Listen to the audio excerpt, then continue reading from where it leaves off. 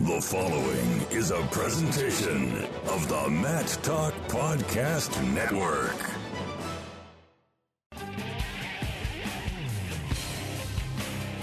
It's time for the Guillotine Grapevine, a podcast for the land of 10,000 wrestlers. 10,000 wrestlers. Now, here's your host, award-winning wrestling broadcast journalist, Jason Bryant. And it's episode 20 of the Guillotine Grapevine. Jason Bryant here with you from my glorious home studio in New Brighton, Minnesota, where I am still without walleye. On October 22nd at the Christensen Center at Augsburg College in Minneapolis, the Greco-Roman Hall of Champions, actually more officially the Alan and Gloria Rice Greco-Roman Hall of Champions, held its annual induction ceremony. Last year, this was in Las Vegas as part of the World Championships. The year prior was back at the Christensen Center at Augsburg. I've had the opportunity to MC this event for 2 of the last 3 years. Both times it's been at Augsburg. So also this year I recorded it, and that will be this episode of the Guillotine Grapevine. So I'm going to apologize in advance for all the bad jokes you might hear throughout the night, as I'm not a budding stand-up comedian. I'm not quite like Joe Rao, so I do not have quite that gift of the joke. Basically, some of the jokes were groaners. But anyway, this is the entire presentation. Some things are cut out just because you couldn't hear them. But basically, Alan Rice is going to present. I'll be talking. Lindsay Durlacher went in. Jim and Dave Hayeswinkle went in. And then we had Legacy Awards for Joe DeMayo from New York. And the Minnesota Wrestling Club owner, as you now know them, the Minnesota Storm, and Pat Marcy spoke there. So enjoy episode 20. This is about an hour and change long. So enjoy it. If you missed it, this is your opportunity to check it out. This was a deep Minnesota event. And for those of you unaware of the legacy and tradition, which has got to be very few of you, because if you grow up in Minnesota, you know about the Storm. You knew about the Minnesota Wrestling Club. The only thing I was a tad disappointed in is when Pat Marcy was giving a speech, he mentioned Khosrow Vaziri. He did not get to say that's the real name of the Iron Sheik. You could have said the Sheik, Pat. Anyway, we'll get to that later. Hope you enjoy this recap of the event. Actually, it's not really even a recap. It's just, hey, here's what happened. That's on episode 20 of the Guillotine Grapevine. A reminder, if you like this podcast, you can always help and support the program and the Guillotine News Magazine. A 1-year subscription's only $20. You can go to the Guillotine website at theguillotine.com and click on subscribe at the top of the page. And I'm really pleased to see so many wonderful friends of wrestling here tonight. I have an apology for my dear wife Ruthie, who can't be with us. There's a death in the family and she wasn't able to come tonight, but she sends her greetings to all of you. And I want to especially thank all of you who are here. Double thanks to the Hall of Fame in Stillwater, Oklahoma, which sent a representative, Jack, you've probably all met by now. And we're all grateful that Dan Gable is here, and within Kyle Klingman representing the Dan Gable Hall of Fame Museum in Waterloo, Iowa. We were out there recently. Yes, let's put them on.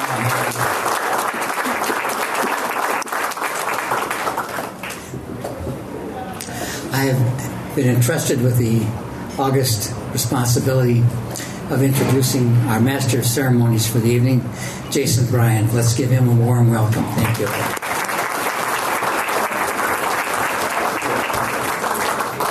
Thank you, Alan. It's truly a pleasure to be back here at Augsburg College. This is the second time I've had the opportunity to MC the Alan and Gloria Rice Greco-Roman Night of Champions. And before we begin, I want to introduce myself. Alan has already done a great job of doing that. My name is Jason Bryant. I've had a lot of jobs in the sport of wrestling. Not as many as Sammy Henson or Wade Chalice, but I'm on the way. 2 years ago, I stood up here and told you about my failed attempts at trying to catch a walleye. I'm not originally from Minnesota. I didn't grow up fishing for walleye. Being a Virginia guy, I grew up fishing for saltwater fish, bigger things, things you could usually throw your line over, crack a beer, and just wait. Here, you can't quite do that. But I'm happy to admit that the perseverance that wrestling taught me and fishing is still teaching me, I still have yet to catch a walleye here in Minnesota. That lesson in patience is now spanning 14 years.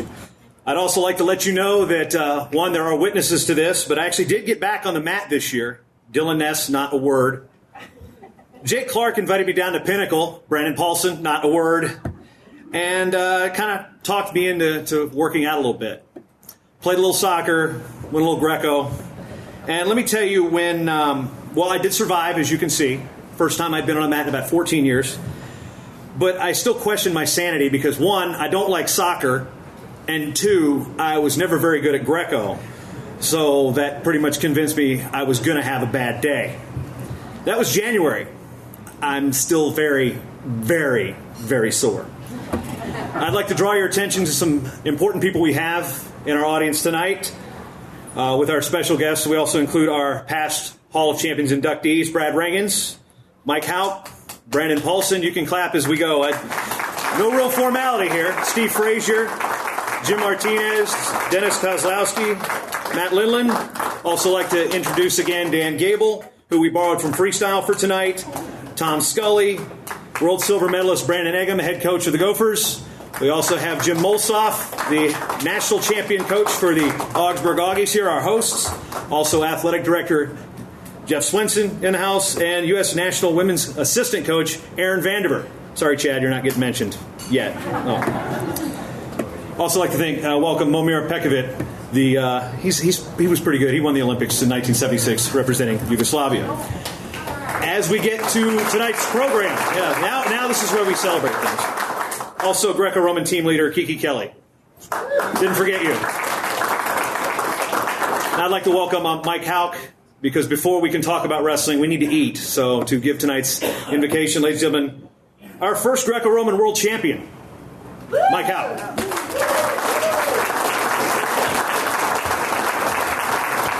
I'm really thankful to be here tonight to be able to do the invocation again. Looking at those pictures, I can tell that, honey, I'm going to have to get a couple more ties. I own 2 ties. This was the lesser of the pictures, so I made a good choice, but next year. Yeah. I want to echo something said earlier. It really is just overwhelmingly cool to be here with so many friends from the past, colleagues, and I tell people, moms, dads whose kids start to wrestle, they ask me about it, they find out I'm a wrestler. I always tell them, I say, the best people I know are wrestlers. And that definitely bears out as I look out here and I see so many friends and so many incredible people. So if you would, join me in prayer. Let's pray. Heavenly Father, we thank you for this day, for this event. I thank you for the honorees this evening, their incredible accomplishments, their contribution to the sport, the representation of themselves, their families, in this great nation. I pray, Lord, that you would bless them, bless this evening as they tell their stories, help them to articulate, and just make this a great celebration. We thank you for this food. We pray you bless it to our bodies. In the name of our Lord Jesus Christ, we pray. All right, folks, I guess it's time to eat. We will start up with our awards and formal program at approximately 8 p.m. Enjoy. Ladies and gentlemen, have your attention, please. Could somebody do that thing where they tap on the glass?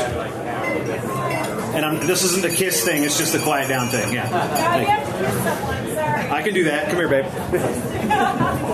Kiss your wife. There you go. Trust me, give me a microphone. I'll do just about anything. Tonight, we will celebrate greatness. Tonight, we will honor integrity. Tonight, we will cheer on our heroes.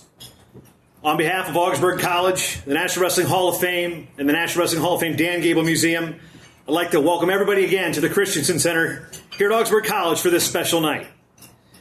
We again come together for this night of fellowship and sportsmanship. We welcome another group in the Alan and Gloria Rice Greco-Roman Hall of Champions. For the record, she's coming to every event I speak at. It's an interesting group we have to come in tonight. We honor the memory of a world medalist who would help the U.S. win its first Greco-Roman World Championship in Lindsay Durlacher.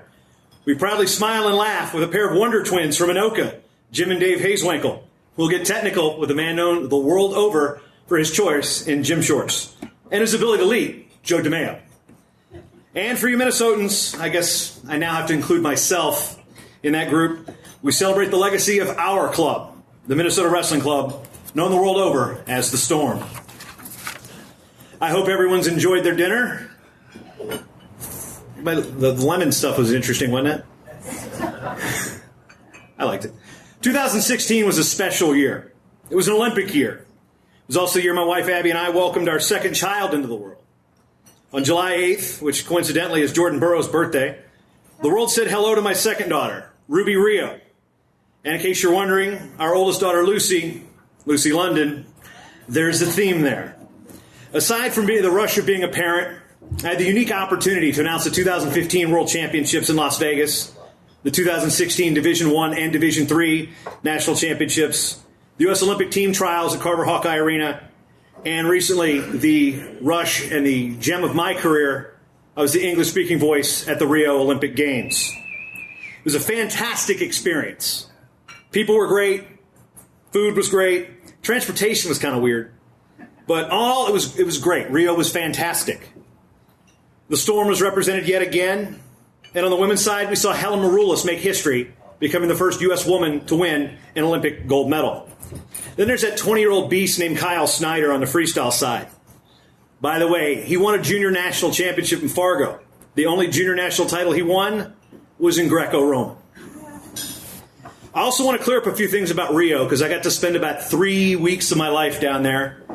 And I also spent some time down there in January for a test event. So here are 10 things that I want you to know about Rio, just so we can clear the air. Number 10, from the jungles of Manaus to the beaches of Copacabana, there wasn't a single mustache that could contend with Andy Besik's.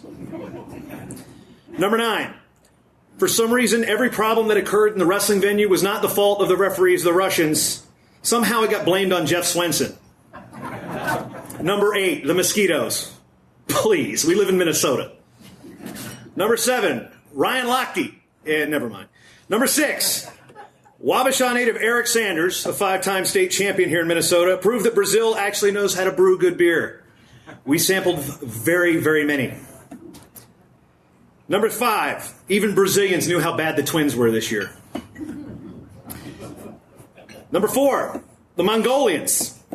You know what, let's go there. Number 3, photobombing Ryan Seacrest actually isn't that difficult. If you don't know who Ryan Seacrest is, don't worry about it. Number 2, I did not get robbed, pickpocketed, held up, or scammed. Wish I could say the same for the Mongolians. And number 1, the Brazilians down in Rio still argue on what was better, Dan Chandler's afro or Pat Marcy's beard. Unfortunately, only one of those still exists. And I thank you for letting me try out my open mic material here tonight, but we'll get to our people here that, you will not be seeing me anywhere else except for maybe wrestling. Our featured portion of the evening and our first award is the Allen Rice Leadership Award. The Leadership Award goes to an individual who's used their strengths to contribute to advancing the sport of wrestling. This year's recipient is Joe DeMeo. Joe was born in Schenectady, New York. I'll give you $5 if you can spell Schenectady. It's on the screen. He was born there in 1941, currently resides in nearby Niskayuna. Another $5 you spell that. Wrestled at Cornell. Was a varsity wrestler from 1960 to 65. He was a 3-year letterman. But where Joe really made his mark was in coaching.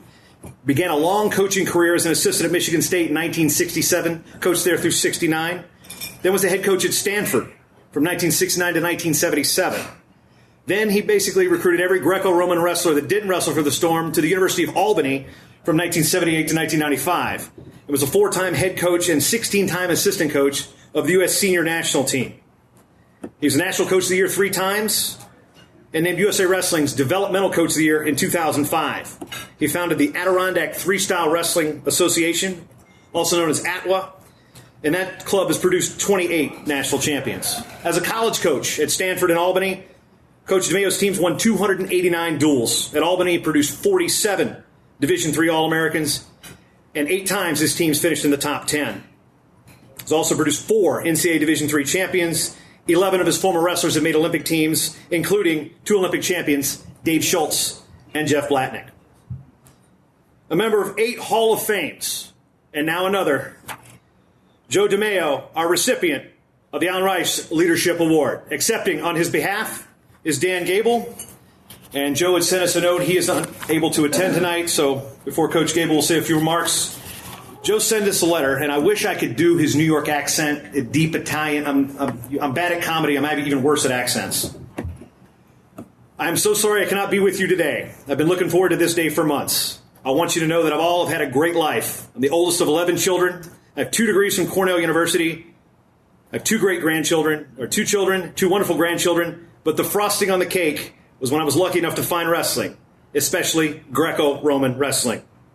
Had the opportunity to work with a large number of great athletes over the years. Dave Schultz, Jeff Blatnick, Sean Sheldon, Andy Saris, Dale Oliver, and many, many others. He's been able to study under a number of greats. Alan Rice, Jim Peckham, Dan Gable, Zygmunt Dubowski. He's from Poland, don't worry. And I went on 61 trips coaching for the United States. Great experiences. 4 Olympics, 21 World Championships, and 5 World Cups. I'd like to thank the committee and all of you for this wonderful, wonderful honor. It means so much to me. Joe DeMeo now speaking on his behalf. We borrowed him from Freestyle, Coach Dan Gable.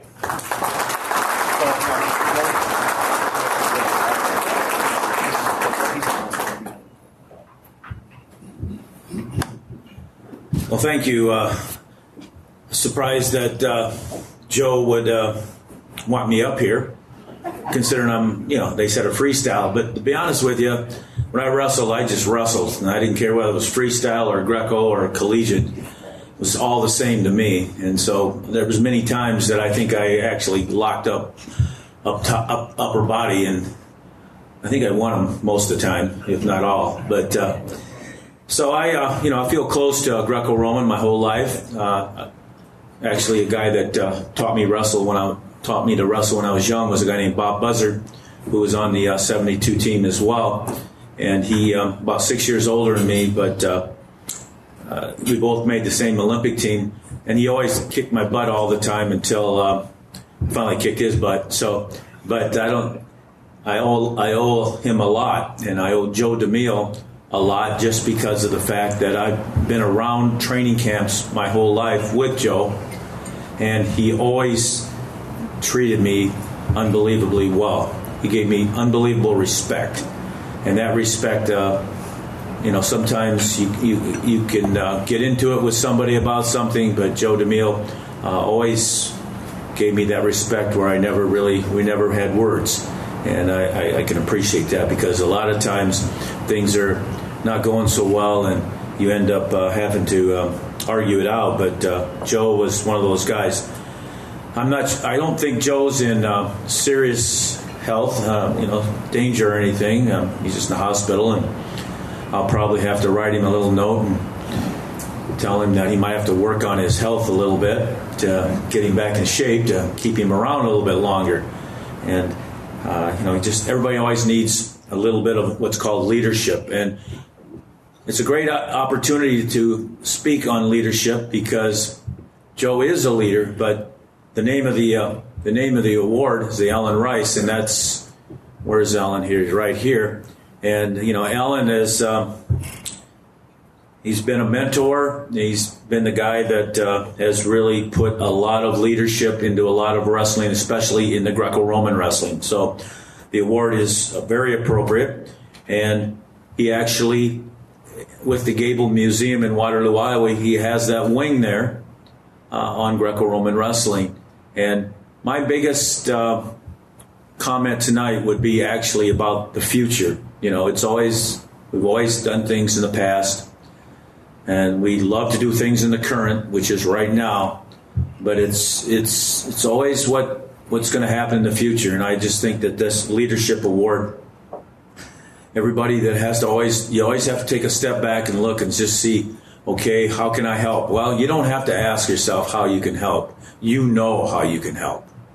Whether it be financially, whether it be just encouragement, whether it be committee calls, and you have a guy right now that's actually in that position, and I hope he takes that path. And that's Coach Jay Robinson, who's been an assistant with me and been very good friends over most of the years. And because of that, he has an opportunity to continue in leadership roles, even though he maybe felt he got the wrong decision.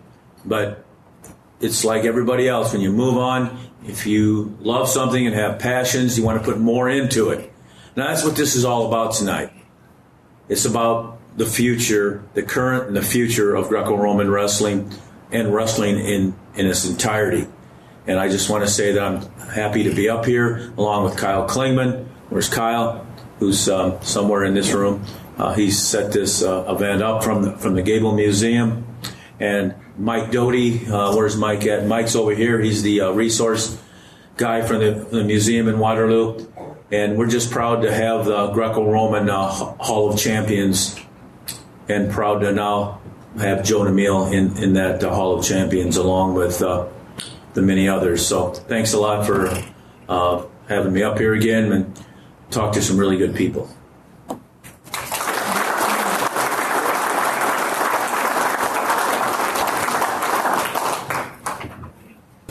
Alan's going to come up and say a couple words real quick. I've accepted Dan Gable accepted the award in the absence of Joe, who is in the hospital, and sent his regrets that he could not be here. But I did get a personal note from him. Joe talked about his experiences in Greco-Roman wrestling, and you heard some of them read through tonight. But in his letter to me, Joe said, "I've enjoyed all of these experiences and relationships. They've all been wonderful, and I will always consider them frosting on my cake of life." From Joe. Yeah.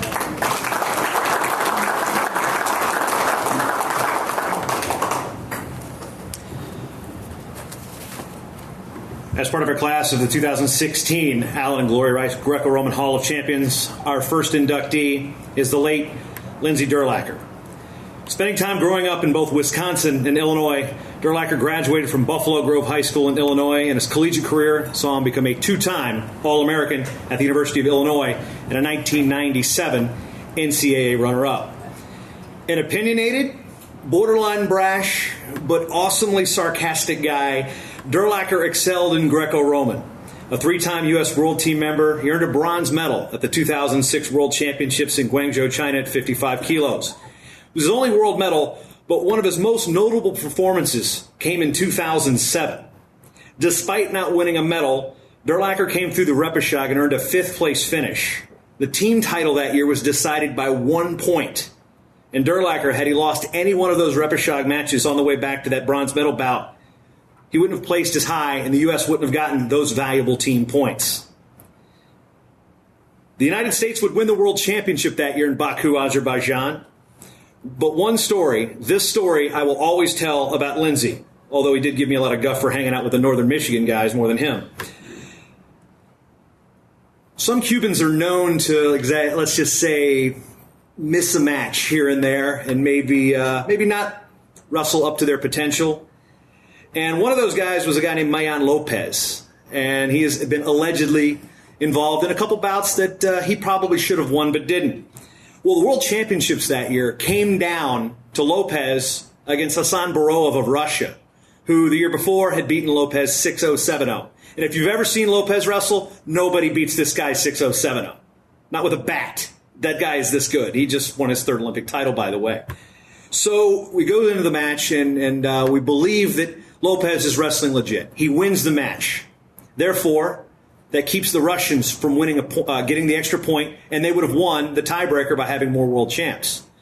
Well, Lopez wins, and besides Steve Frazier being one of the happiest guys on the planet, Lopez is about 6'4", 130 kilos, which is every bit of 200. Oh, I don't know. I'm not good with the metric system, but he's giant. He's a giant guy. If he was born in the U.S., he'd be playing for the Kansas City Chiefs right now. I don't know. The Vikings could probably use him, too, on defense. So there's Lindsay, again, 55 kilos, runs and jumps into Lopez's arms. And I have a 3-month-old daughter, and I carry her like this. This is exactly how Lopez carried Lindsay Durlacher back to the awards area. I mean, I've never seen a swarm so much. Steve Frazier, you saw this. You saw this happen. That's the type of guy Lindsay was. He was unpredictable in so many different ways. We lost Lindsay in 2011 after he was recovering from surgery from a snowmobile accident. We lost his wit, we lost his sarcasm, but we didn't lose his importance on this sport. I'd like to welcome friend Scott Benson and his brother Michael Durlacher to accept the award as we posthumously welcome 2016 Alan and Gloria Rice Greco-Roman Hall of Champions inductee, Lindsay Durlacher.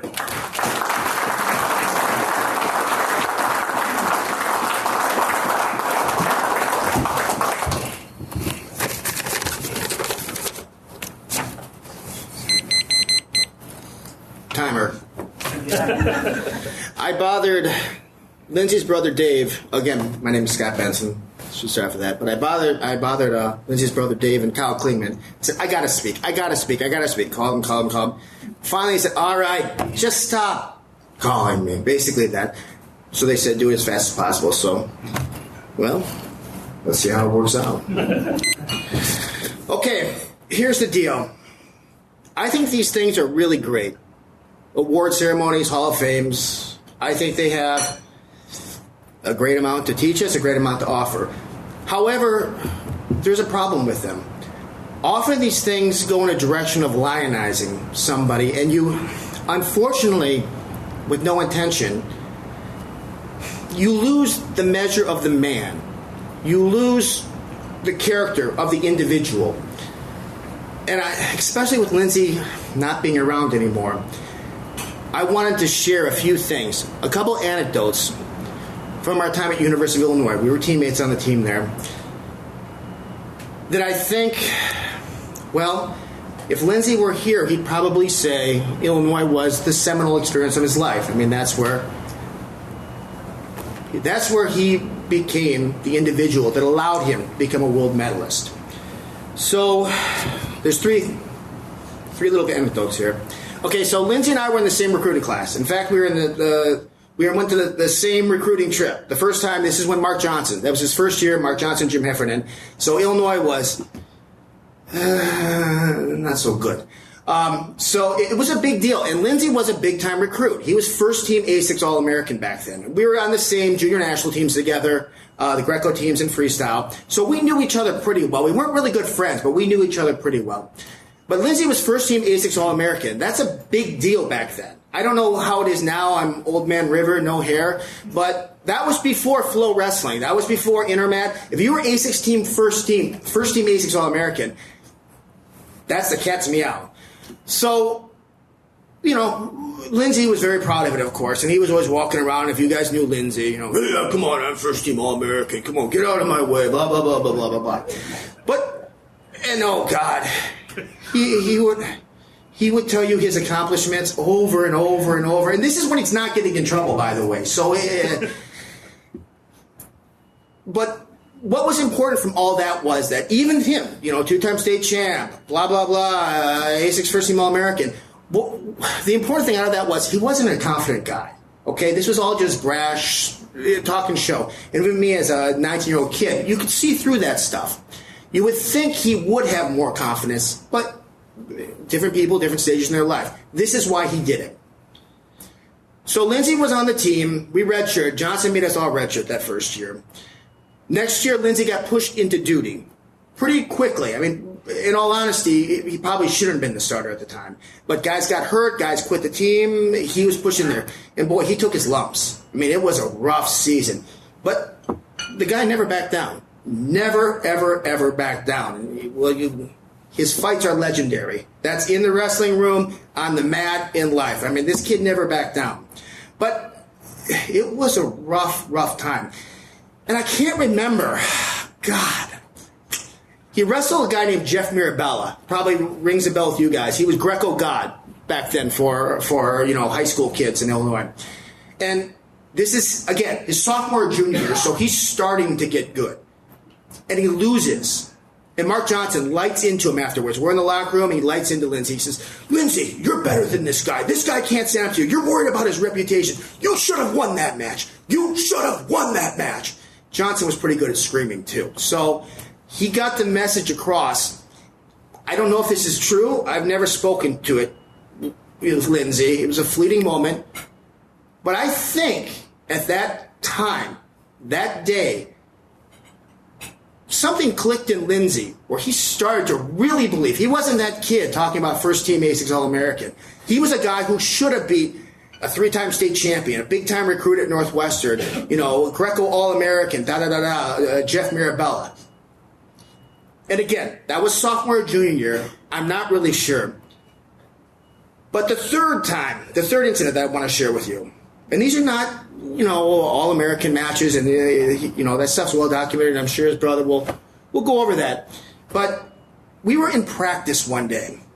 Our practice started at 3:15 every day. We had to be there. We'd be ready to go. We'd sit down against the wall, and Johnson would come over and talk about whatever it was. Guys, we need to work on front headlocks, or guys, we got to work on conditioning. Well, anyway, Johnson came over, and he lit into everybody.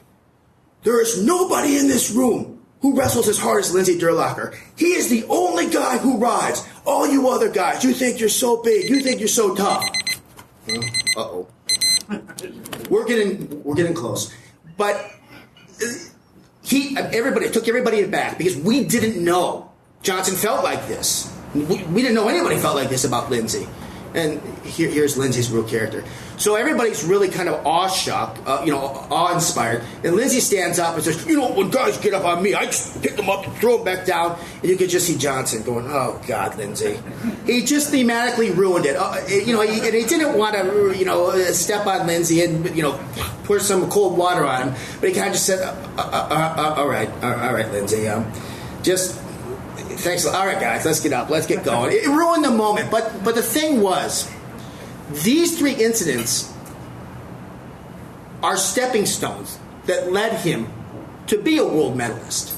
These are the things that took him from some stupid punk little kid talking about ASIC's first-team All-American to being on the wall in the University of Illinois wrestling room as a world medalist.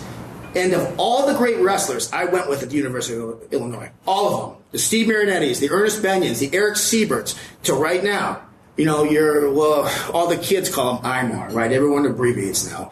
But Martinez, right? All the great ones. There is only one guy in my program that has a world medal. Only one guy of all the great ones. It's Lindsey Durlacher. And I think it's important for you guys to remember who the man really was. It's this stuff at the University of Illinois. So if I don't say it, it might be lost forever. So I hope you guys found some value in that. Thank you very much.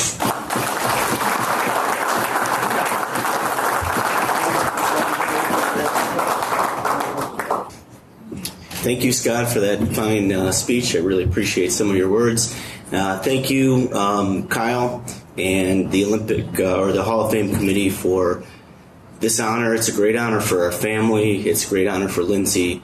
Obviously, he's not here to speak for himself, but he truly loved the sport of wrestling. He gave his all, his heart, to the sport of wrestling, and to be honored among the really great athletes of the Greco-Roman world is really there's not even words to put it into, but I can tell you that he would have appreciated it, and our family appreciates it. So with that being said, I'll start with one quote that really comes to mind on a lot of levels. It says, once you have wrestled, everything else is easy. And I agree with that. I think that really transcends. Wrestling requires so many different physical, mental, and other attributes that can't always be put into words. But I think it takes the toughest mental training, the toughest physical training. And once you wrestle, really everything else is easy. I became a lawyer, went to law school. Those were not as hard as wrestling.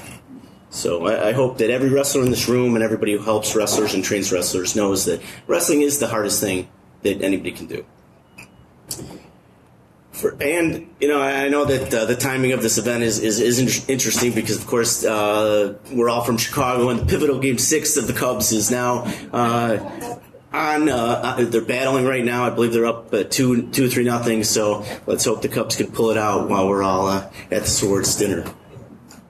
There's a lot of people in this room who really deserve some thanks. I already thank the committee for nominating Lindsey, and it is, again, a great honor. 2 of his coaches are in the room, and Coach Joe DeMayo, Godspeed in his recovery. He was one of Lindsey's coaches, a very long mentor to Lindsey and a good friend. Coach Momir and Coach Frazier are also in the room, Olympic champions themselves. They were very instrumental in helping Lindsey to develop as a wrestler. He had great respect for them. Maybe he didn't always, tell them every day, But I know that he did respect both of them, and I say thank you on his behalf for their mentoring, their tutorage, and helping him to develop into a great wrestler. When Lindsay, and also I know that they had trouble keeping Lindsay off the ski slopes, especially when there was fresh snow on the mountain. He was a big fan of snowboarding and living in Colorado Springs, with the mountains 40 minutes away. He would often, if he wasn't at practice, he wasn't sick, he was skiing. So they figured that out, and I think they put a clamp on him, and he started to get serious about it.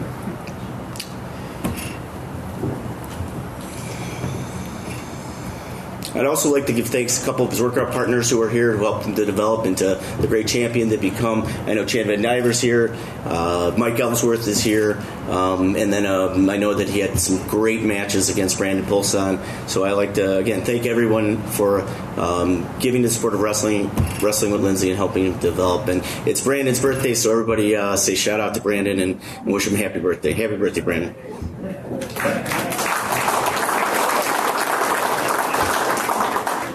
And I'd also like to thank my parents and my older brother Dave, who's here today, for their support in his long career. Obviously, you are who your parents are, and they dedicated a lot to help him become the great wrestler that he is. We heard from Kyle and from Scott some of his great accomplishments. I'll just kind of breeze through his career so you could get an idea of who Lindsay was as a person. He started out wrestling at age 5, which is common now. But back then it wasn't so common. There weren't a lot of 5-year-old wrestlers. He was the youngest of 3 brothers, myself and Dave, and we had a wrestling mat in our basement, and very soon in life wrestling became a way of life for us and for him. He was fearless from an early age on. He was the first kid in his class who would do those crazy things that you cringe at later in life and say, oh my God, I can't believe that he's the one who did it. But he was the one who did it, and he always got away with it. He somehow had a Teflon coating because he somehow seemed to do it and do it with a smile. In high school, he was so small as a freshman and sophomore that he didn't make the minimum weight. He couldn't wrestle his freshman and sophomore year. He was under 70 pounds. And that's a pretty unlikely story for a kid who went on to accomplish so many great things. He wrestled junior year in the state of Wisconsin, became an undefeated state champ. He returned to Illinois, his hometown, and went undefeated his senior year, winning the state championship. Made that A6 first team for being an undefeated wrestler, and that did kind of give him the confidence that I think he needed to become a wrestler at the University of Illinois. Now, he was recruited by U of I. I wouldn't say it was a heavy recruitment. It was more of a soft recruitment. They saw this 105-pounder at the time. He was undersized, underclassed. Johnson and Coach Hefferon, the assistant coach, the great coaches that he developed a lifelong friendship with, they were skeptical. They didn't know what to think of this kid. They recruited him, but they said, I'm not too sure. They brought in kids every year to try and to build that spot, to take a spot away. But he beat back every challenger. And Mark Johnson is quoted in a newspaper saying, you never want to give up on a kid. You never want to underestimate a kid. And that's the story of Lindsay's life. People always underestimated him. People always thought that, they wrote him off too small, too undersized. But, he proved everybody wrong, and he developed into a great wrestler. At the University of Illinois, he was a 2-time All-American. He placed 4th in 96, and he was the runner-up in 97. He's a 4-time NCAA qualifier, 4-time Big Ten place winner. When he graduated the University of Illinois, he was 10th on the all-time win list. Now, there was a great story in 1997 when he competed for the NCAA Finals. This is the pinnacle of your college career. You're in the NCAA Finals. This year happened to be held in northern Iowa, Dan Gable's hometown. I believe that's the year you were retiring. Iowa was on fire. They had 6 guys in the finals. They had racked up a ton of points, and there was just a big vibe. Now, I don't know how many of the wrestlers here have wrestled against an Iowa wrestler in Iowa. I can tell you it is not easy. There was a sea of black that day, and everybody was sporting their Hawkeye colors. And Lindsay's match was the first match up. They did the introductions. they named Lindsey from the University of Illinois and Jesse Whitmer from University of Iowa, and he didn't get a lot of claps. And Whitmer got a lot of claps. Then they cut to the Jumbotron and they let the wrestlers give like a sound bite about what they thought of the other wrestler. And Jesse said something about Lindsey listens to some different kind of music or something like that. I don't know. And then they asked Lindsey, well, Lindsey, what do you think about wrestling in Iowa, in northern Iowa? How difficult is it? And Lindsey said, today I feel like I'm wrestling the whole state of Iowa. And then, oh my God, that got the crowd going. Now, that match ended 5-4 in favor of the other guy. It was a very tough fought match, and he ended up losing a heartbreaker. But he told me that match was his motivation for moving on in wrestling. That loss stung so bitter in his claw that he felt that he had not accomplished all his goals as a wrestler, but it showed him that he was on the stage of the best wrestlers there were in the country. So that motivated him to go on and continue to wrestling. He coached at the University of Northern Illinois, he coached at the Naval Academy, coached at Northwestern, and eventually he realized that to be the best, you need to train with the best. He came to the Olympic Training Center. He stayed there 8 years, something like that. Not always the model resident athlete, mind you, but he was there, and I know that he got under the coach's skin sometimes, and he worked through it and became a really focused and hardworking athlete. He was the runner-up 6 times. He had a huge longevity in the sport. He wrestled over a 10-year span. One year early in his career, he couldn't decide whether he wanted to be a freestyle guy or a Greco guy, so he entered the national tournament in Vegas for both styles, Greco and freestyle. And he was wrestling a freestyle match, I think it was against Derek Aiken, and they called him to the Greco mat. And he's still wrestling. So the tournament officials were nice enough to let him finish his match before he had to report to his other match. And so that match didn't go so well, stepping off and running the Greco. But he did decide that Greco was his way to go. He became a 3-time world team member. He was the bronze medalist in 2006. He lost a very close match to a 6-time world champion from Iran, who's got more credentials than almost anyone. And then in 2007, he met him again when he was at the world team. Scored those critical points for the United States to win. He met Sarit again, who cost him a medal. And as we all know, an international career is difficult. You have to suffer a lot. You have to put up with a lot. You have to train hard. You have to cut weight. I can't tell you how many times I've had to carry him to weigh-ins and take all his stuff over after he weighed in. And it's also not a very well-paid career, as we all know. I remember a time in Russia where he's got a picture of Lindsey's on the stand. He won the first place match in his tournament in St. Petersburg. He's got a microwave. They ran out of prize money, so he's showing his microwave. So that's what they used to give away as prizes in Russia sometimes. Wrestling has taken him very far, all over the world. A kid from Illinois who before college he maybe left the state 4 or 5 times, and through his wrestling career he wrestled all over the world, more countries than I could count, but a few: Norway, Finland, Sweden, Russia, Germany, London, Israel, China, Japan, Azerbaijan, Hungary, Romania, Czech Republic, Turkey, Cuba, Mexico, Brazil, and many others that I'm not even aware of.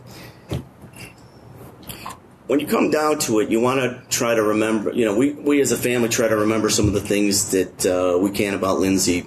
And 3 things really come to mind. The first one was that if you ask anybody, he was very proud of his Illinois roots. He really liked to promote Illinois wrestling. And if you were from Illinois, he was your friend. He was a great ambassador for wrestling and for Illinois wrestling. He was also very proud of his Jewish heritage. He wrestled in the Maccabi Games 4 different times. He won 8 gold medals. He was perfect. He was undefeated, and it was for him going to Israel was a very special time in his life, and he liked to compete against the other athletes in the Maccabi Games, and it was very proud for him. I think he is the only Jewish athlete to be inducted in the Greco Hall of Fame, and he would be very proud of that statistic. So that was something that was very important to him. One of the third things we like to remember about Lindsey, and maybe some of the coaches don't even know, that how much Lindsey enjoyed coaching wrestling. He told us that he believed he was a better coach than he was a wrestler, which is saying a lot because he had a lot of accomplishments. After he passed away, we had many former wrestlers, parents of wrestlers, friends come out and say, oh yeah, your son coached, or your brother coached me, your brother helped me out, your brother worked with me, your brother spent that extra time with me. And he really did give back to the sport of wrestling. He was proud to do it. He was happy to do it. Right before he passed away, we had made plans for him to come back to Illinois. We had a gym opened up. He's going to work with several other people. He's going to coach at a high school. We were going to open a gym. We had the mats lined up. We had everything lined up. We had a great plan, and he was going to open up a gym, and I think it was going to be great. I wanted to read one story that was posted on Lindsey's guest book in his obituary page. This is the kind of guy Lindsey was. This tells you the impact that he could have on somebody's life just meeting him once. So the story goes, wow, with the Olympics starting, my son and I wondered what Lindsey was up to. We met him at Colorado, the Olympic Training Center, while behind the scenes on a tour November 15th, 2008. Lindsey spent half the day with my son Cole, and was talking about his world and the world of wrestling. My son was 8 at the time. I took a video and many pictures that day of Lindsey and my son wrestling. Lindsey treated us like old friends and truly made us feel welcome. We live in Wisconsin, just north of the Illinois border, and talked about getting together if Chicago hosts the Olympics. Although we only knew Lindsey for one day, he made the day for my son, and I've talked about it for years and for years to come. To Lindsey, we are so sorry to hear about your loss. Lindsey was truly a great person that you can always be proud of. We were so proud to be able to share that day with him. It's a great loss to you, but not only to you, but to your friends and the whole sport of wrestling. Our deepest condolences. That was somebody Lindsey met for one day, and he changed that person's life just by talking to him and taking him around the Olympic Training Center. If Lindsey were here, he would be extremely proud to be recognized by the Hall of Fame. Thank you all.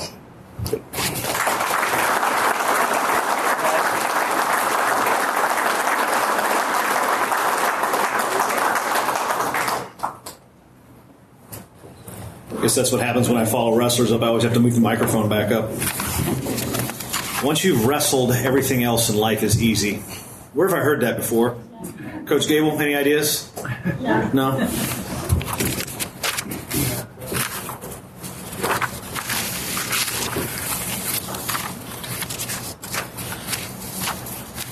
I'd like to blame Alan Rice for moving my notes.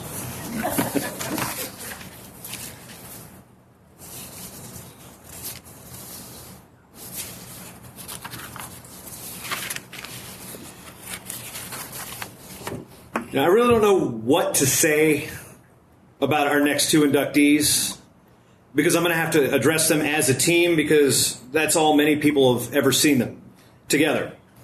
Even to this day, Jim and Dave Hazewinkle do most everything together. Wrestling, coaching, laughing. In fact, most of the time laughing, if I recall correctly. Raised in Coon Rapids and graduates of Anoka. Gee, a lot of Anoka Olympians in this particular part of the world. Jim and Dave set out quite a career for themselves, and I don't want to hear, Coach Gable, I don't want to hear about the Steiners or the Brands. The original Wrestling Wonder Twins are right over there. While Dave only won the high school state championship, taking the 95-pound title in 1962, they both would enroll at St. Cloud State. There, Jim would win 4 NAIA national championships, 2 at 115 pounds and 2 at 123 pounds. When Jim moved up to 123, that opened the door for Dave at 115, where he'd finish as a runner-up in 1965 and 1966 at the NAIA championships. Jim became just the 4th NAIA 4-time All-American and the 2nd 4-time champ. The college success was just the beginning for both Jim and Dave, as they would eventually make the 1968 and 1972 Olympic teams in Greco-Roman together. Dave would get one up internationally, though, as Jim finished 6th in the world and 4th in the world in 1966 and 1969, while Dave would take the bronze medal home in 1969 and do one better with the silver in 1970. Dave also shares a unique distinction with his son, Sam. In 2012, when Sam made the U.S. Olympic team in freestyle, we forgive him for that, they would become the first father-son combo in United States history to make the Olympic team in the sport of wrestling. I first met the Hayeswinkles in Texas at the Lone Star Duels in 2007. They were coaching at Marion Military Institute in Alabama. And interestingly enough, Dave and Jim were co-head coaches, and they had to coach against Sam because for some reason the tournament directors decided to schedule a junior college from Alabama against the University of Oklahoma. Still trying to figure that one out. Yeah, it was a good idea. The two gentlemen who laugh more than they do anything else, at least from what I've seen, they're probably going to laugh quite a bit when they get up here. As I introduce them both, because one after the other doesn't quite make sense, but previously honored by the Hall of Champions here for the Legacy Award in 2012, and now inductees in the Greco-Roman Hall of Champions, ladies and gentlemen, Jim Hayeswinkle and Dave Hayeswinkle.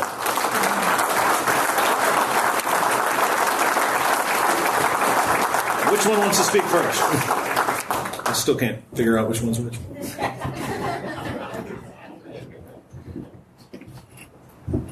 Is it all right if I bring the microphone back down? we're not very big.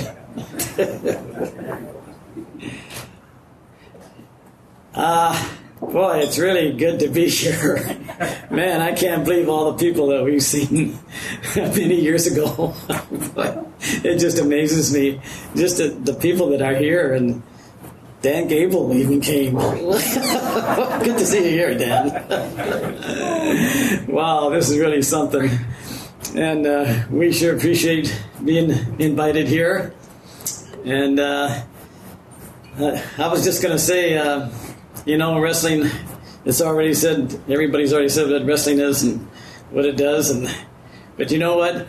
When my brother and I was in high school, we were so little, we were too small for any sports. But then one of our friends told us to go out for wrestling. We said, "What's that?" They said, "That's where you wrestle." We said, "Ugh. No, that's not for us." And they said, "No, you wrestle guys your own size." Were you going to say this?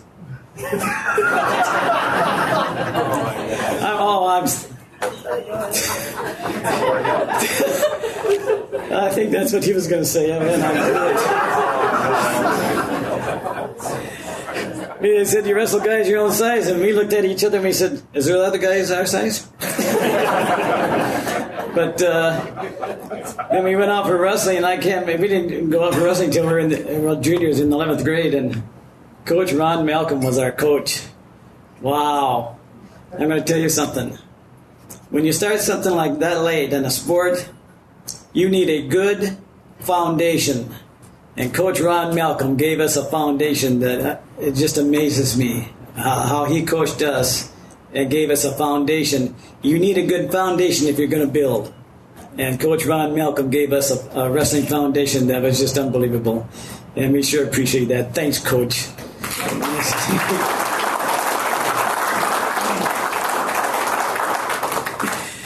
And then we went to college, and our first coach was Willis Wood. He did a good job with us. And then our second coach in college was Ken Cox. And Ken Cox was a good coach, too. And he's the one that got us started in Greco-Roman wrestling. And one time, after a couple of years, we went into he sent a message. We were supposed to come to his office. So we walked into his office, and he was working at his desk, and he just looked up at us, and he said, "All right, I want you two guys to start thinking about the Olympics." Well, when he said that, both of us looked back. We thought someone else had come into the office. That idea never entered our minds. And we both looked back at the same time. Another wrestler must have came in. And he got us started in Greco-Roman wrestling, boy. Wow. That was really, man, we really liked Greco-Roman wrestling. And then, of course, later on, then we were able to make some world teams and Olympic teams, and first Olympic team, Henry Wittenberg, and then Coach Alan Rice was Olympic. He was a world team and Olympic team coach for us. And we just really had a good time with Coach Rice. Boy, I remember when we were down in South America. Remember that? Boy, that was a good time. We were down in South America, man.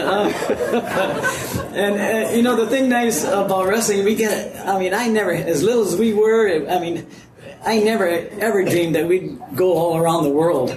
And in South America, we got to see the Iguazu Falls. That's the second largest falls in the world.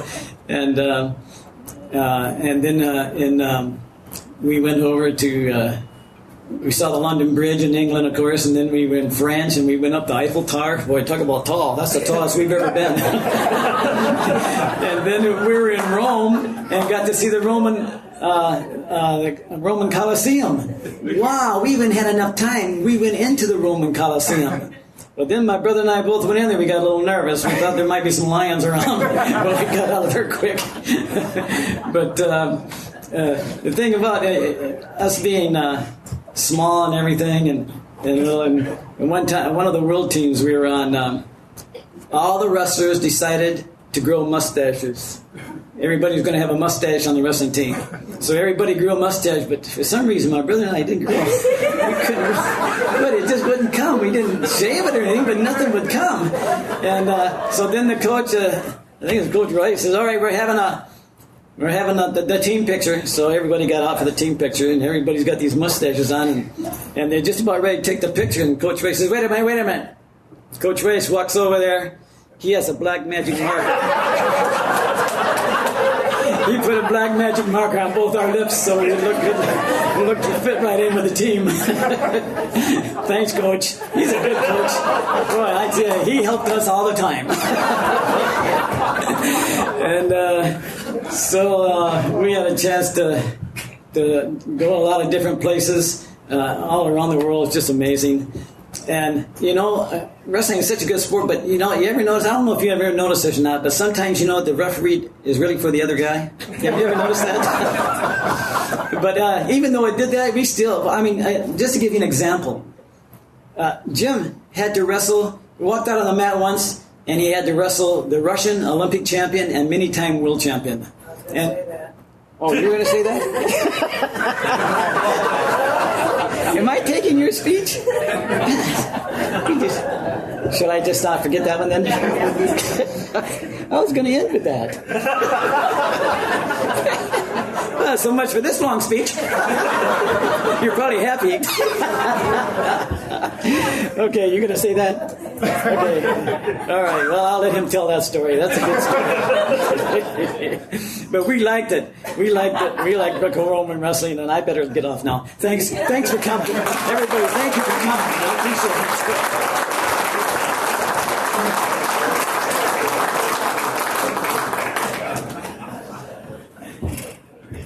All right, I got some good news. Okay, mine won't last very long because he said half of it. Okay.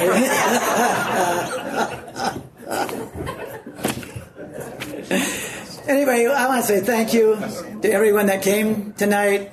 This is a tremendous honor to be able to come to this and to be a part of it, and also to receive this award. What a tremendous honor that is. And Coach Rice, thank you. We really appreciate that. And what a tremendous thing it is. Because it's a great honor to be able to be in the Hall of Champions. Boy, that is tremendous. And especially to be voted in, you know, when you're 72 years old. Still trying to kick the... Well, wrestling, may I just say, wrestling turned out to be our life. And I'll try to fill in what Dave left out on that story there, okay? When we were little, we were really little. But my brother and I loved sports.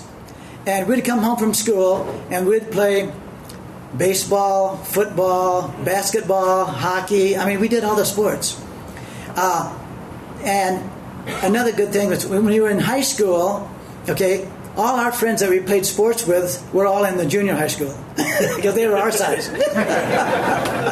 We wouldn't have a chance if we played against the high school kids. Okay, so we did everything at home. We wanted to go out for football, but we were so little we said, man, we'd get killed, so we never went out for football.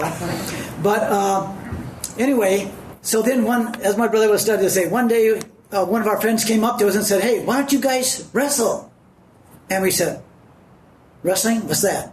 And they said, "Well, that's where two guys get together and wrestle." And my brother and I looked at each other and we started laughing and said, "Oh man, we'd get killed," because the only wrestling we knew was on TV, the professional wrestling in the ring. And so we thought, well, that's really good. And the guy said, no. He said, no, you wrestle someone against your own size. And my brother and I looked at each other and we said, "You mean there's someone else our size?" We couldn't believe it. We thought, wow, that's really something. And so we decided to go out and try that. I mean, we only weighed about 85 pounds, maybe 90, when we were juniors in high school. And so that year we decided to go out and try it.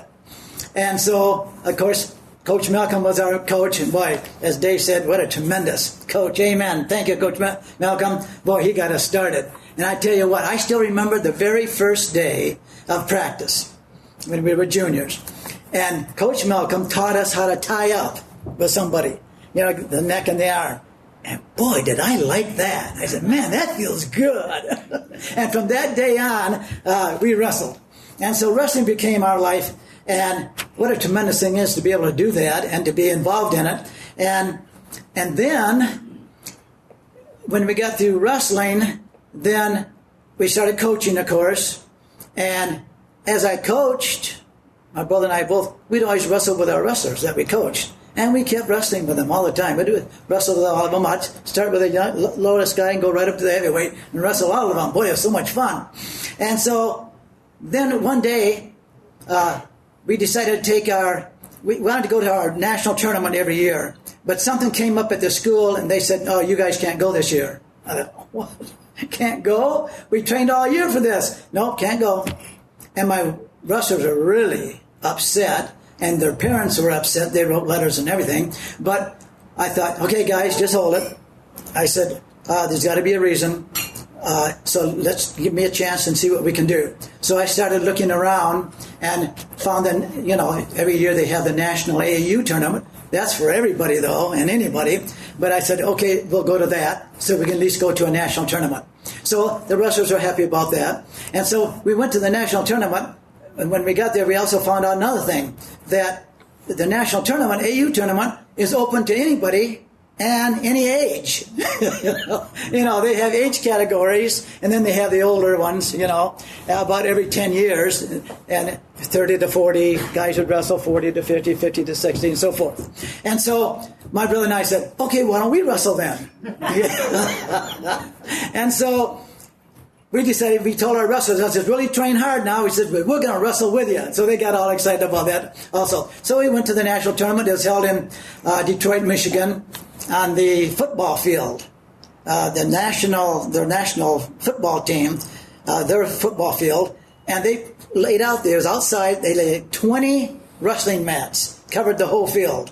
And that's because people were coming all over the nation for the national tournament. And so we were out there wrestling, and I got to the finals, and then I won. And so I was so happy because I won my last national tournament when I was 60 years old. but when we weighed in, I wanted to get in the right category, and so I said, okay, where's the group, for the 50 to 60-year-olds? And they said, no, we don't have time for all that this year. We just got one category from 30 years on up. Okay, it's all in the same category. I thought, whoa. So the guy I had in the finals was another wrestling coach, and he was 17 years younger. We got him. And my brother was in the finals, and when he got done, the guy shook his hand and said, "Boy, you're really strong for your age." Dave said, "Oh, well, thank you." And the kid says to him, "Now, I hear that you were on the 72 Olympic team."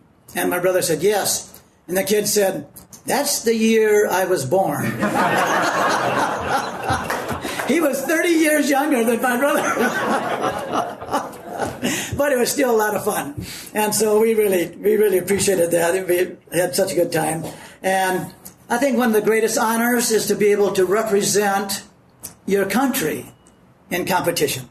Even if you win or lose, just the idea of being, I'm going to represent my country. And what a great honor that is. Boy, what a tremendous thing. And after we made the world team, I did some checking and found out that my brother and I were the first brothers ever to make a world team at the same time in the sport of wrestling. And so that was kind of exciting. So then after we made the Olympic team, I did some more checking. I found out that we were the first brothers ever to make an Olympic team at the same time in the sport of wrestling.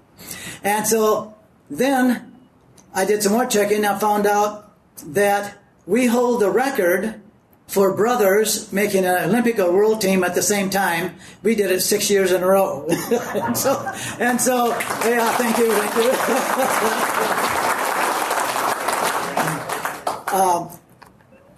And we didn't know that until after we had finished. But anyway, it was nice to see that we were able to do that. And we had so much fun when we could do it together. And I remember the first time we made the Olympics back in '68 at Mexico City. And we were on the Olympic Village, and we were out there right before we wrestled a little bit. We were looking around the whole Olympic area. And my brother and I looked at each other and said, how'd we ever get here anyway? But it's so amazing. What a tremendous honor and experience to be able to do that. And so, and then I'll just mention my brother David there was the first American ever to win a silver medal in wrestling. And so that was really good. And I didn't go quite that high, but then my biggest problem was, and my brother mentioned that, was the officials. I don't know why. Let me just give you an example, okay? Because I thought this is kind of funny. All right, I walk out on the mat, 1968 for the Olympics, and I got the defending Olympic champion from Russia, 5-time world champion, defending Olympic champion. So we go out there. I do an underarm spin on him, throw him right across his back. 3 officials on every match, always keep everything right, okay? And they all said, yep, 2 points. And then they all pointed to the Russian. Rats. Well, after all that work, I didn't get anything. You know. What a bum. Okay? And so, so another year, we make the world team over in Romania. So I'm out in Romania. So my turn to wrestle. I go out on the mat, and I got the defending Romanian world champion. So I go out there, underarm spin, throw him right across his back. And the 3 officials to make sure everything's done right. All of them said, yep, 2 points. And they all pointed to the Romanian. But this time, thank goodness, you know, I think maybe that would have been Coach Rice, I'm not sure. But our coaches said, wait. And they go to the officials and say, no, officials, you know, and they all speak a different language, you know. We did the throw. We should get the 2 points, you know. And they said, okay, we talk. They talk about it, and they come back and said, okay, we got it. Both man 2 points. I got my 2 points. Didn't do me any good, but at least I got them finally for the first time. But anyway, that's a challenge you have to go. We had a friend that made the world team once, and he got officiated the same way, and he said that's it. He was done. But there's a challenge there. So you have to keep going and go after it. And so we tried to do that, and what a tremendous thing it was. Wrestling was our life, and then we went to coaching. We've been coaching and teaching now for 48 years. And so just this past year we retired. And we said, well, it's time to do something else. But we're still going, okay? And so, but wrestling is great. And what a privilege it is to be here and to be able to receive this honor. And we just want to thank you and thank everyone. And Coach Rice, thank you so much. Coach Malcolm, boy, those 2 probably helped us the most in our wrestling. And we really thank you and appreciate all that you did for us. Thank you kindly.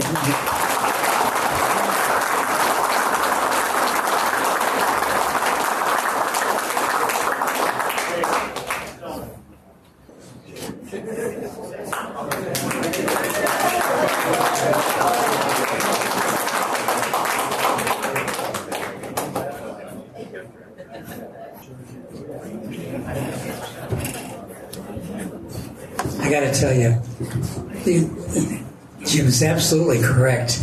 when he was wrestling, he was up against Roman, Russian, who had the same record that John Smith has from our country. He's Olympic champion, 3 times world champion, and then Olympic champion again. And Jim threw him right straight to his back. And Roman came back and did win the second period, but I'm telling you, never saw a prettier arm throw than what Jim just told you about. And it was really a thrill for the USA to watch those 2 guys wrestle. Thank you.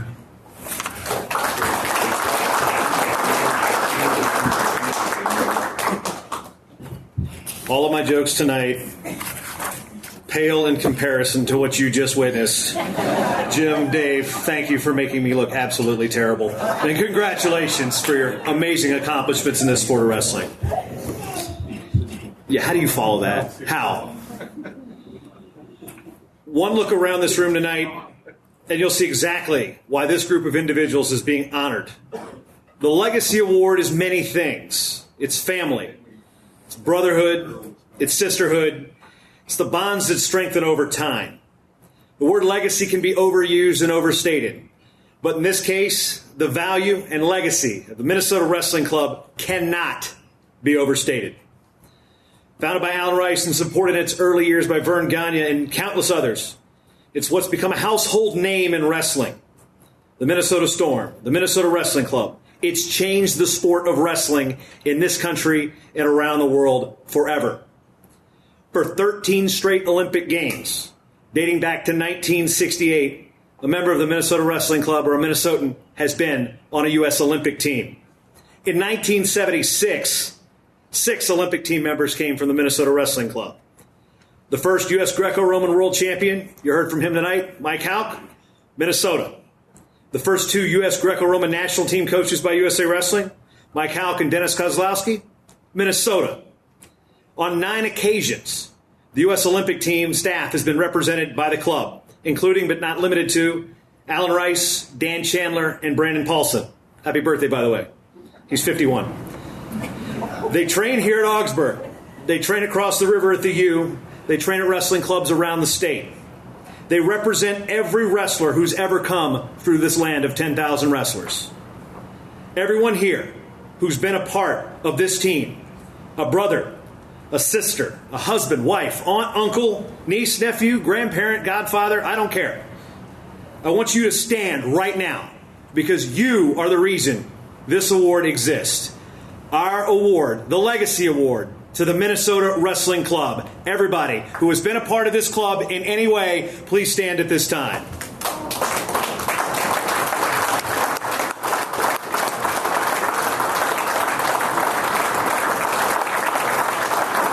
Legacy, folks. This is why we do this. This is why we're a part of the greatest sport on the planet. At this time, I'd like to invite Pat Marcy to come up to the podium as we admire his beard, as we mentioned earlier, and give a few words about this great organization.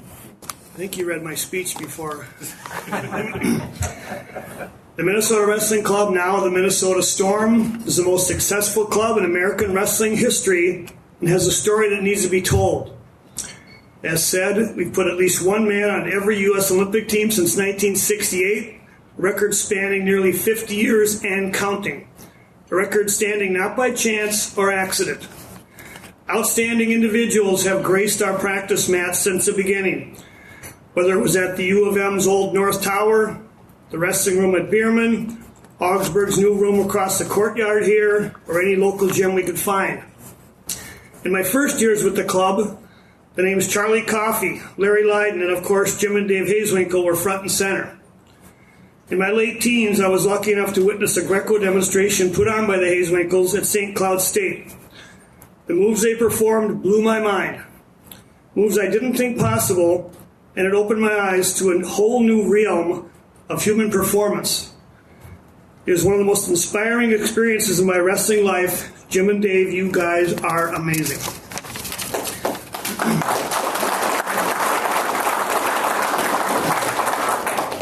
I mentioned Larry Lydon. I wish he was here, as well as Charlie Coffey. I don't think anyone in this room still cares to tangle with Larry Lydon, the gentle man of steel. And let me tell you something about Charlie Coffey, who my high school coach called pound for pound the strongest man in the world. At my first practice with the club, he showed me both the beauty and fierceness of the sport, all in a matter of 2 seconds. I was 19 or 20. Charlie and I began wrestling. I thought I was doing pretty well, just as Charlie slipped behind me and introduced me to Greco's signature move, the back suplex. In one painful instant, he lifted me high in the air, and I was thrown backwards swiftly onto the back of my neck by the strongest man in the world. Thank you, Charlie, for that initiation. I was now officially a member of the club. Yes, we've had outstanding individuals from the beginning, but as individuals, we are just that. There's an African saying, if you want to go fast, go alone. If you want to go far, go together. The Minnesota Club has gone far because we went together as a team. The man who created that team is Alan Rice. During the early years, Americans were technically well behind the Europeans and much of the rest of the world in Greco-Roman, so how were we going to catch up? Well, instead of having us somehow go to the world, Alan Rice brought the world to us.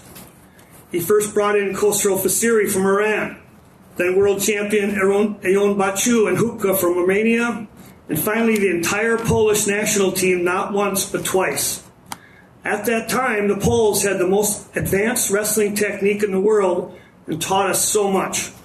Along with the wrestling artistry they showed, they also introduced us to gymnastics. And as our tumbling skills developed, we began to lose our fear of throwing back, and our wrestling ability skyrocketed. We could now do those moves the Hazewinkles could do all those years prior. We couldn't have been more lucky to be on the receiving end of that training, and the Minnesota Club enjoyed maybe its most dominant period on the national scene. One year we actually split into 2 teams for the national tournament and finished first and second. During those years, the Minnesota Club would put 3, 4, and 5 men on the USA team, World Team, Pan American team, and for, as said, the Olympics in '76, 6 out of the then 10 weights were Minnesotans. 60%, a feat not accomplished since or before, and Alan Rice was the architect. The Minnesota Club was the closest group I've ever been a part of. We were one, and we all knew, as your teammate goes, so go you. We pushed each other daily, and I need to say the names of my teammates: Chandler, Alexander, Reingens, Pelso, Thompson, Gus, Schmidt, Hughes, Andre, Johnson, Mastro, the Millers. We were a family, a band of brothers. We trained, ate, slept, partied, and studied wrestling, and our girlfriends got really sick of it. Yes, we studied. Before high-level competitions, we would actually go and buy this stuff called film and put this film in this thing called a camera. And then we'd take shots of the best wrestlers, and then we would take that film to a store to get developed. And then after a few days, we could go pick it up, bring it to someone's house, and then put it in this thing called a projector. And then watch the matches and study the moves projected on the best wall we could find. How archaic. Yes, we studied. And of that group, Brad Reingens managed to win a medal in the World Games, but we are proud to say we helped lay the groundwork for the next group to come through and take us to a higher level. When world or Olympic medals were won by Kozlowski, Martinez, Paulson, Lowney, and Pizik, and the United States had its first Greco-Roman world champion in Minnesota, Mike Houck. Minnesota Club members Dan Chandler, Houck, Paulson, Gordy Morgan, and Dennis Kozlowski also went on to coach the national team in world and Olympic competition. My high school coach told us the most important word in wrestling is finish, because your opponent can possibly counter a move at any time during that move until it's finished. So finish. That word takes on a different meaning after your competitive years. During his Hall of Fame induction speech, Alan Rice said, "When you're done, you're not done. There's more to give." And when Alan began funding the state-of-the-art new wrestling room in Augsburg here, a room that would become a center for training, he came to a number of us and asked, "Will you give of your time to help continue the development of Greco-Roman wrestling?" And our answer has to be yes. The person who has answered Al's challenge well above and beyond any of the rest of us is Dan Chandler. Year after year, he's worked to keep the Minnesota Club strong, and he continues to do so. Every year he coaches cadets and juniors on to national titles. And on the senior level, he sees to it that a Minnesotan makes that World or Olympic team. We've had great leadership in Alan and now Dan, but the rest of us can do more, because when you're done, you're not done. If you look at the talent, the young talent in this room, this story is far from over. The Minnesota Club thanks the Hall of Fame for this prestigious award. Thank you.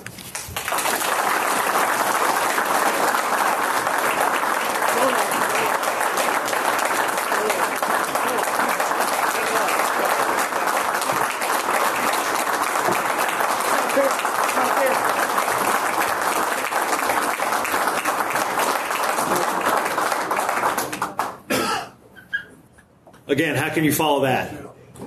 How can you follow that? So on behalf of Augsburg College, the National Wrestling Hall of Fame, the Dan Gable Museum, it's been an honor to be your Master of Ceremonies tonight, and we hope you've enjoyed the evening, my bad jokes included. Congratulations to all our award winners tonight. We wish you a safe drive home, and if anybody has acquired any parking tickets throughout the course of this evening, you may send them to Jeff Swenson's mailbox across the way. Thank you, and good evening.